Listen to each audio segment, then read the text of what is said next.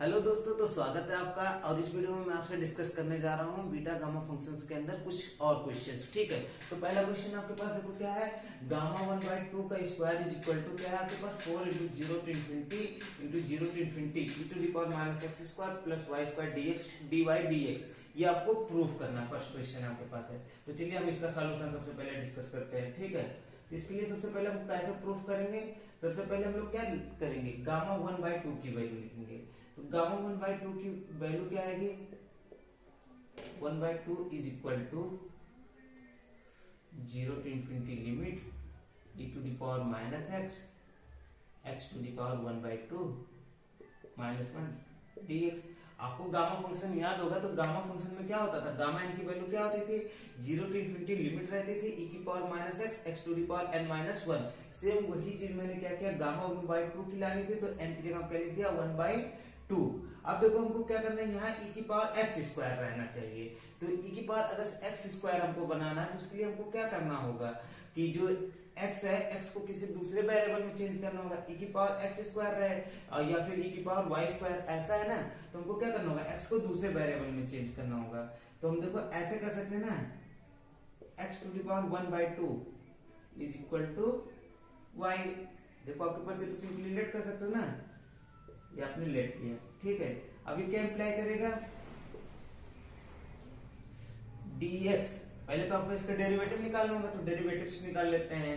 आप लिमिट भी देख सकते हो, डेरिवेटिव्स भी। तो हम लोग डेरिवेटिव्स करते हैं, तो डेरिवेटिव क्या है, 1/2 इंटू आपके पास क्या आ जाएगा, x⁻1/2 -1 dx is equal to dy।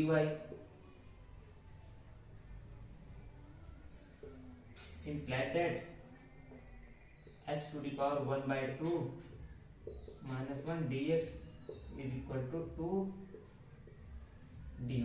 ये आपको इतना समझ में आ गया होगा कि कैसे मैंने लिख दिया इतना। ठीक है, अब देखो आपको क्या करना है, अब आप लिमिट देखोगे। अगर x की वैल्यू 0 होती, if x is equal to 0, क्योंकि देखो यहाँ पे x की दो वैल्यू है, इस पर हम लोग लिमिट निकालते हैं। x की वैल्यू 0 होगी, देन y की वैल्यू क्या आ जाएगी, 0 आ जाएगी। देख लो आप, if x is equal to infinity, then y की वैल्यू क्या आ जाएगी, इंफिनिटी आएगी। आपके पास दोनों वैल्यूज आ गए ना, तब आप इसको क्या कर सकते हो, कुछ ऐसे भी तो लिख सकते हो। जो आपके पास ये मान लो, इसको इक्वेशन 1 मानो, तो इक्वेशन 1 को आप ऐसे लिख सकते हो या नहीं, gamma 1/2 is equal to 0 to infinity। आपके पास लिमिट हो गई। और यहाँ पे देखो x/2 x⁻1/2 is equal to y था, तो x इज इक्वल टू क्या आ जाएगा, y² आ जाएगा, e⁻y²। और उसके बाद क्या है, x⁻1/2 -1, इसकी वैल्यू कितनी आई है, x⁻1/2 -1 इंटू dx, इसकी वैल्यू कितनी है, 2 dy आई है। तो यहाँ पे क्या आ जाएगा, 2 dy। ये आ गया। इसको क्या लिख सकते हैं, 2 0 to infinity लिमिट आ गई e⁻y² dy। ठीक है, ये क्या है, इंप्लाई कर रहा है गामा 1/2 की वैल्यू क्या आ गई, 0 to infinity e⁻y² dy। ये आपके पास फर्स्ट आ गया। ठीक है, ठीक इसी तरीके से अगर आप चाहो तो ऐसे करके आप एक और वेरिएबल बना सकते हो, गामा 1/2 की इक्वल टू, अगर आप फिर से यहाँ पे ऐसे लेट कर सकते हो, गामा 1/2 की वैल्यू आप लेट कर सकते हो 0 to infinity e⁻y y⁻1/2 -1 dy। ऐसे भी तो देखो लेट कर सकते हो ना, गामा 1/2 की वैल्यू y के टर्म में, जैसे आपने यहाँ पे x के टर्म में लेट किया, वैसे y के टर्म में लेट कर सकते हो। और इसी सेम मैनर में जैसे कि आपने यहाँ पे किया था कि x को y में कन्वर्ट किया था, यहाँ पे आप क्या करो, y को x में कन्वर्ट कर दो। तो जैसे आपके पास लास्ट में यहाँ पे आंसर आया था, gamma 1/2 is equal to 0 to infinity e⁻y² dy। Same वही चीज यहाँ पे भी आएगा, gamma 1/2 is equal to 0 to infinity e⁻x² dx आ जाएगा। आपके पास देखो दूसरा आ गया। ठीक है, इंटू 2 भी आ जाएगा, जैसा कि यहाँ पे आपके पास सेम था 2। ठीक है, ये देखो 2 का मल्टीपल है ना, तो ये भी आपके पास आ गया। अब देखो आपके पास इक्वेशन क्या कह रहा है, जो आपको सॉल्व करना है, ये आपको प्रूफ करना है। तो यहाँ पे क्या कह रहा है, गामा 2 का स्क्वायर है, तो 1/2 का। तो यहाँ पे आप क्या कर सकते हैं, देखो एक गामा 1/2 की वैल्यू यहाँ से आई है और एक गामा 1/2 की वैल्यू यहाँ से आई है। आप चाहो तो इसको 2 और इसको 3 बना लो इक्वेशन को। अब क्या करो, अगर दोनों को आप मल्टीप्लाई करते हो तो आपके पास क्या आ जाएगा, गामा 1/2 का स्क्वायर। आप अगर 3, 2 और 3 तो देखो आपस में मल्टीप्लाई करते हो दोनों करस्पॉन्डिंग साइड्स को, तो गामा 1/2 का स्क्वायर इधर बनेगा और इधर क्या बनेगा आपके पास, देखो 2 और इस 2 का गुणा हो जाएगा, कितना हो जाएगा 4 हो जाएगा। 0 to infinity e to the power minus x square dx plus 0 to infinity e to the power minus y square dy, ये आपके पास है। ठीक है, अब देखो क्या है यहाँ पे, देखो दोनों की लिमिट आपके पास आ रही है, और दूसरी चीज क्या देखोगे कि ये जो है f of x dx type का बन रहा है। क्या बन रहा है, f of x dx type का बन रहा है, और ये क्या बन रहा है, f of y dy type का बन रहा है। तो जब आपके पास ऐसा कुछ हो तो हम लोग अगर दो इंटीग्रल का मल्टीप्लाई हो रहा है, सॉरी यहाँ पे मल्टीप्लाई, अगर दो इंटीग्रल का आपस में मल्टीप्लाई हो और यहाँ पे f of x का ओनली फंक्शन हो और यहाँ पे f of y दोनों अलग अलग वेरिएबल के फंक्शन बन रहे हो, तो दोनों का आपस में क्या करते हैं, अगर डबल इंटीग्रेशन का मल्टीप्लाई हो रहा है और दोनों अलग अलग फंक्शन बन रहे हो तो दोनों को क्या करते हैं हम लोग डबल इंटीग्रल में चेंज कर लेते हैं। तो क्या हो जाएगा 4 into 0 to infinity, फिर यहाँ पे 0 to infinity e to the power minus x square into क्या हो जाएगा e to the power minus y square dx dy। तो ठीक है, आपको समझ में आया कि अगर दोनों अलग अलग दोनों इंटीग्रल्स, देखो दोनों इंटीग्रल की लिमिट है और उसके बाद क्या दोनों अलग अलग वेरिएबल के फंक्शन बन रहे हो, ठीक है, तो हम क्या कर सकते हैं, दोनों इंटीग्रल का अगर मल्टीप्लाई उसको डबल इंटीग्रल में कन्वर्ट कर देंगे और दोनों फंक्शंस का आपस में मल्टीप्लाई करा देते हैं। तो आपके पास क्या आ जाएगा 4 into 0 to infinity 0 to infinity, और देखो ये आपस में जुड़ जाएंगे तो क्या हो जाएगा e to the power minus x square plus y square, और यहाँ पे क्या हो जाएगा dy dx लिख दो। ठीक है, तो आपके पास इतना ही है और आपको देखो यही प्रूफ करना था, तो ये चीज आपके पास प्रूव हो गया। तो मेरे ख्याल से दोस्तों ये सॉल्यूशन आपको समझ में आ गया होगा। अब मैं आता हूँ नेक्स्ट क्वेश्चन पे। इसके पहले जो क्वेश्चन मैंने सॉल्व किया था उसका चाहे तो आप स्क्रीनशॉट ले लीजिएगा या फिर उसको आप नोट डाउन कर लीजिएगा। अब मैं आता हूँ नेक्स्ट क्वेश्चन। नेक्स्ट क्वेश्चन देखो आपके पास क्या है, क्वेश्चन नंबर 2। आपके पास लिमिट ऑफ इंटीग्रेशन क्या है, 0 to π/2 है, d theta upon under root a cos की power 4 theta plus b sin की पावर 4 थीटा, और क्या दिया यहाँ पे इज इक्वल टू गामा 1/4 का स्क्वायर अपॉन 4 ab की पावर 1/4 अंडर रूट पाई। ये आपको क्या करना है, इधर से आपको ये चीज प्रूव कर देना है। ठीक है, यहाँ पे भी बीटा गामा फंक्शन के अंदर पढ़ रहे हैं तो हम बीटा गामा का ट्रिक लगाने का यहाँ पे काम करेंगे। ठीक है, तो उसके लिए सबसे पहले हम क्या करते हैं, अंदर 1 प्लस समथिंग टाइप का कुछ होना चाहिए, तो उसके लिए हम क्या करेंगे, a cos की पावर 4 थीटा को हम क्या करते हैं कॉमन ले लेते हैं। ठीक है, तो ये चीज हम लोग करते हैं। अगर ऐसा करेंगे तो इसको देखो क्या हो सकता है, इसको ऐसे भी ले सकते हैं 0 to π/2 d theta upon under root a cos की power 4 theta plus b sin की power 4 theta is equal to, अब आप क्या करो, ये आप इसको कॉमन ले लोगे, देन क्या आएगा आपके पास 0 to π/2, ये आपके पास आ जाएगा। यहाँ बाहर क्या निकल के आपके पास आएगा अंडर रूट a, और यहाँ पे क्या होगा cos की पावर 4 थीटा को जब आप कॉमन लोगे अंदर से तो क्या आ जाएगा cos स्क्वायर थीटा हो जाएगा। ठीक है, और ब्रैकेट के अंदर क्या बचा है, इसके अंदर अंडर रूट के अंदर 1 प्लस b/a sin की पावर 4 थीटा अपॉन cos की पावर 4 थीटा, ये आ गया आपके पास d थीटा। ठीक है, ये आपके पास आ गया। अब देखो और यहाँ पे क्या कर सकते हो आप, यहाँ पे 1 अपॉन अंडर रूट a इसको बाहर निकाल लीजिए, 0 to π/2 लिमिट होगी, लिमिट ऑफ इंटीग्रेशन हो गया, और यहाँ पे आपके पास क्या है d theta upon cos square theta, या फिर इसी को हम क्या बोल सकते हैं sec स्क्वायर थीटा। देखो cos स्क्वायर थीटा ऊपर चला जाएगा, क्या बन जाएगा sec square theta, sec square theta d theta upon under root ये क्या हो जाएगा 1 प्लस b/a tan की पावर 4 थीटा, ये हो गया आपके पास। ठीक है, अब हमको क्या करना है, बीटा गामा फंक्शन पढ़ रहे हैं तो इसको हमको क्या करना होगा, किसी एक वेरिएबल में बनाना होगा 1 प्लस y टाइप का, और tan की पावर 4 थीटा, अगर tan थीटा इक्वल टू हम लोग सॉल्व करेंगे लेके तो हमारा क्वेश्चन सॉल्व हो सकता है। ठीक है, तो हम लोग पहले सॉल्व करते हैं यहाँ पे। तो बीटा गामा फंक्शन में तो अगर हम ऐसा लेट करेंगे, let b by a tan की power 4 theta is equal to y, ये क्या इम्प्लाई कर रहा है, ये क्या इम्प्लाई कर रहा है, tan थीटा की वैल्यू क्या आ जाएगी आपके पास,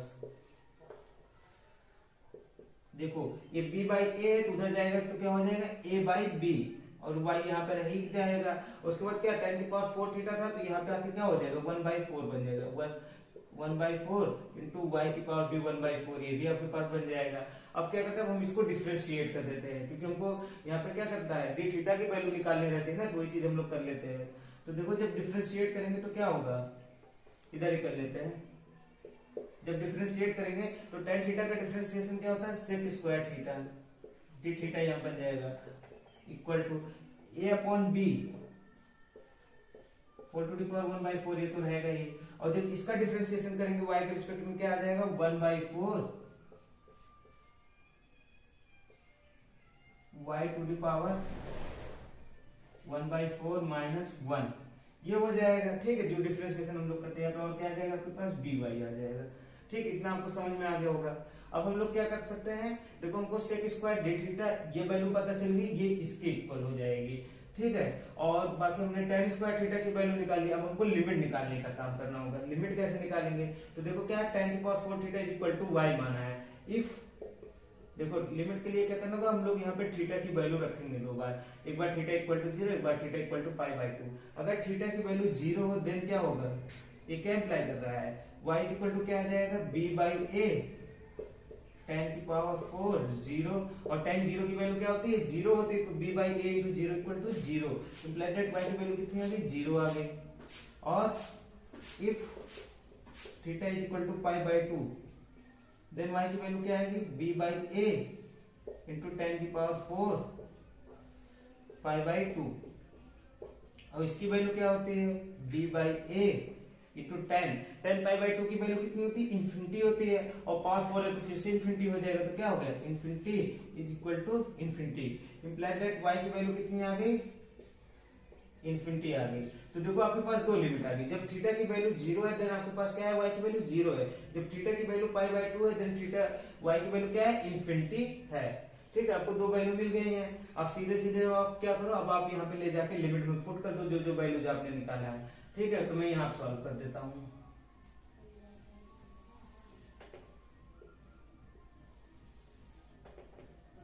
तो देखो आप यहाँ पे ले जाके इस वैल्यू को पुट करोगे तो अब आपका सॉल्यूशन मिल चुका है लगभग में। तो पहली चीज क्या आ जाएगी 1/√a, ये देखो ये चीज आपके पास बाहर निकलेगा, और उसके बाद अब क्या होगा, देखो लिमिट ऑफ इंटीग्रेशन क्या हो गई है 0 पे 0 है, और π/2 पे क्या हो गई इंफिनिटी हो गई है। लिमिट ऑफ इंटीग्रेशन देखो क्या हो गई 0 पे 0 π/2 पे इंफिनिटी हो गई है, तो आपकी लिमिट ऑफ इंटीग्रेशन यहाँ चेंज हो जाएगी 0 टू इंफिनिटी। और उसके बाद क्या है sec square d theta, sec square d theta की वैल्यू कितनी आई है a/b whole to the power 1/4 ये आ गया है इनटू, और देखो क्या है 1/4 है तो 1/4 को हम आगे लिख देते हैं, और क्या है y की पावर 1/4 माइनस 1 यही है ना, ये भी लिख देते हैं y की पावर 1/4 माइनस 1, और dy ये आपके पास आ गया, इतना आपके पास आ गया। ठीक है, ये आपके पास क्या है सेक स्क्वायर डी थीटा की वैल्यू आपके पास जो है वो आपने यहाँ पे पुट कर दिया, और इसकी क्या है under root upon under root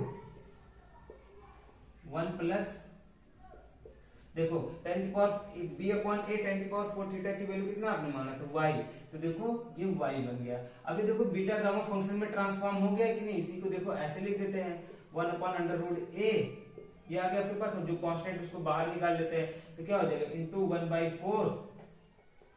ठीक है, इनटू 1/4, और क्या होगा a/b whole to the power 1/4 minus 1/4 यही रह जाएगा, और उसके बाद फिर क्या होगी limit of integration 0 to infinity y to the power 1/4